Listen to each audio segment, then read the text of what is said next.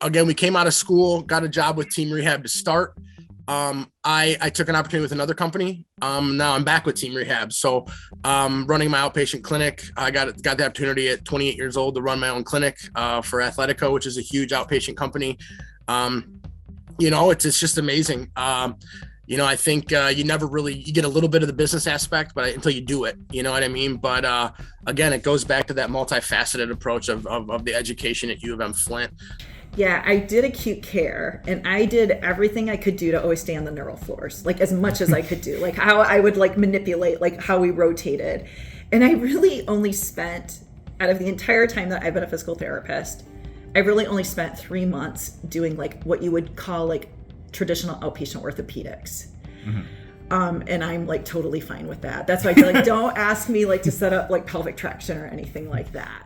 Miss Wilson was very much old school. Mm-hmm. She was Army trained. Didn't want any relations or anything like that. There were 2 girls in our class that were married that she didn't know they were married until second semester. That's how quiet it had to be. She found out Chuck and I were engaged. I got called into her office. Miss Florick, we'd like you to step back a year. And I said, no, I'm not going to. Wow. So, and it very much had to be, we were, in class, it was like he didn't exist, I didn't exist.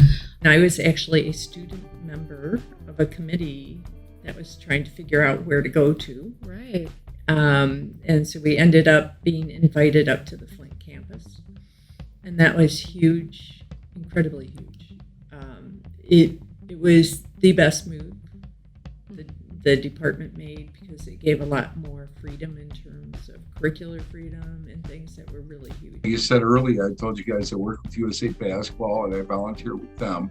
So when the camps come, I work those. So just as an example, last night, the Summer League was going on ESPN. So the Magic were playing Houston, and you had Jalen Suggs and Jalen Green, and you had Cole Anthony, RJ Hampton, Panchero, who else on that team? The Wagner brothers. I worked with all those guys. Every one of them. Last year, not this year, last year's top 5 picks, I worked with all of them. Cade and Evan and Scotty, and Scotty went 4th. So if you do it in order, Jalen Green went 3rd, and then Suggs went 5th. So I know all those kids, and then I work with USA Judo, and then I work with pro boxers, and just amazing stuff.